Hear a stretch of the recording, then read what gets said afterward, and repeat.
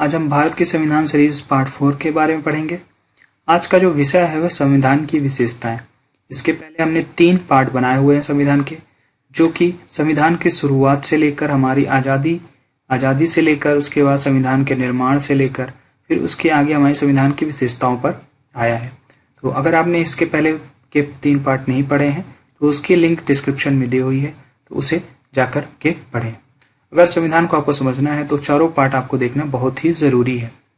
तो चलिए शुरू करते हैं आगे। दोस्तों, हमारे चैनल को सब्सक्राइब कीजिए अगर आपने चैनल को सब्सक्राइब नहीं किया है। साथ ही बेल आइकॉन पर प्रेस करके हमारे चैनल के सारे लेटेस्ट नोटिफिकेशन अपने मोबाइल पर पाइए। वीडियो को लाइक कीजिए और अपने दोस्तों के साथ शेयर कीजिए जो भी गवर्नमेंट एग्जामों की तैयारी में लगे हुए हैं। तो आज का पहला प्रश्न है, लिखित संविधान की अवधारणा सर्वप्रथम कहाँ जन्म लिया? जो लिखित संविधान की अवधारणा है उसे सर्वप्रथम कहाँ पर जन्म लिया था? अमेरिका, ब्रिटेन, फ्रांस या जर्मनी? इसका जो सही आंसर है फ्रांस। फ्रांस में सर्वप्रथम लिखित संविधान की अवधारणा ने जन्म लिया था। सबसे बड़ा लिखित संविधान किस देश का है? ब्रिटेन, भारत, अमेरिका या फ्रांस? इसका सही आंसर है भारत। भारत का जो संविधान है वह सबसे बड़ा लिखित संविधान है।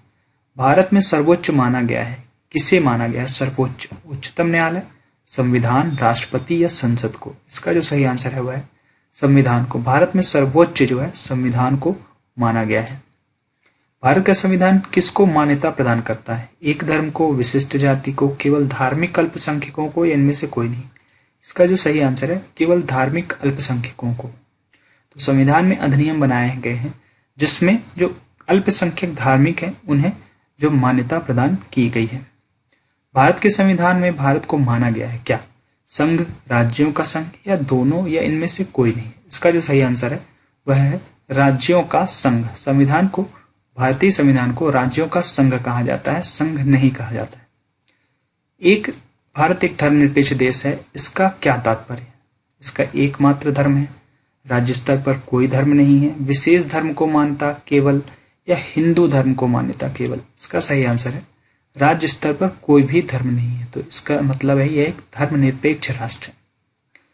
भारत किस प्रकार का देश है? संघात्मक, एकात्मक या दोनों? तो इसका सही आंसर है दोनों। दोनों तरह का देश है भारत, संघात्मक और एकात्मक भी। भारतीय संविधान पर सबसे अधिक प्रभाव किस अधिनियम का पड़ा? 1773 regulating act, 1858 amendment act, 1909 Morton Chelmsford सुधार या 1935 भारतीय सरकार अधिनियम? इन अधिनियमों के बारे में आपको पूरी जानकारी पिछले वीडियोस में पता चल जाएगी। ये जो एक्ट और अमेंडमेंट और जो अधिनियम है यह किस लिए बनाए गए थे और क्या इनका कार्य था हमारे संविधान में, और उसके पहले क्या कार्य था इन सब का। तो ये जो पिछले वीडियो को आपको देखना बहुत ज़रूरी है। तो इन जो एक्ट और अधिनियम है इनके बारे में आपको जानकारी पूरी तरह से हो जाएगी। तो इसका जो सही आंसर है, सबसे अधिक भारतीय संविधान पर प्रभाव जो था वह था 1935 में भारतीय सरकार अधिनियम का। 26 जनवरी 1950 को लागू हुआ संविधान में कितने भाग और अनुसूचियां थी? इसका सही आंसर है 22 भाग और 8 अनुसूचियां थी। इन सब के बारे में पिछले वीडियोस में जानकारी दी गई है। अगला प्रश्न, भारत में किस देश के प्रकार की संसदात्मक प्रणाली को अपनाया गया है? अमेरिकन, ब्रिटिश, जापान या फ्रांस? इसका सही आंसर है ब्रिटिश। ब्रिटिश संसदात्मक प्रणाली जो है भारत में भी अपनाई गई है, द्विसदनीय जिसे कहा जाता है। भारत राजनीतिक व्यवस्था में इनमें सर्वोच्च कौन है? तो राजनीतिक व्यवस्था जो भारत में उसमें सर्वोच्च किसे कहा जाएगा? चुनाव आयोग, राजनीतिक पार्टी, संविधान या न्यायालय?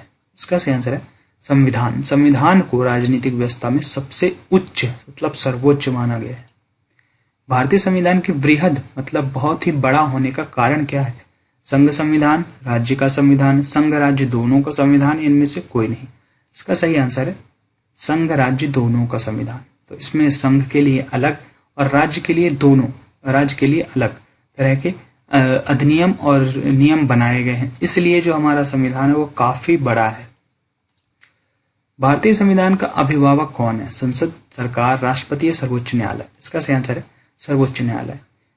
किसी भी के साथ अगर संविधान की अवहेलना की जाती है तो सर्वोच्च न्यायालय उस पर कार्यवाही करता है, इसलिए संविधान का अभिभावक एक तरह से सर्वोच्च न्यायालय को कहा जाता है। भारत का वयस्क मताधिकार की आयु सीमा क्या है? 21 वर्ष, 18 वर्ष, 17 वर्ष या 22 वर्ष? इसका सही आंसर है 18 वर्ष। जो वयस्क मताधिकार की सीमा है हमारे भारत में वह है 18 वर्ष। भारत का संविधान अपना प्राधिकार किससे प्राप्त करता है? उच्चतम न्यायालय, संसद, कैबिनेट मंत्रालय या भारत की जनता? तो इसका सही आंसर है भारत की जनता। जो प्राधिकार मतलब अथॉरिटी या अधिकार एक तरह से कह सकते हैं। संविधान अपना प्राधिकार भारत की जनता से प्राप्त करता है। भारत में वैध प्रभुसत्ता निहित है किसमें? संघ, राज्य, संविधान या इनमें से कोई नहीं? इसका सही आंसर है संविधान। वैध प्रभुसत्ता जो है भारत में संविधान में निहित है। तो दोस्तों आज का वीडियो यहीं पर खत्म होता है। वीडियो को लाइक कीजिए, अपने दोस्तों के साथ शेयर कीजिए, चैनल को सब्सक्राइब कीजिए।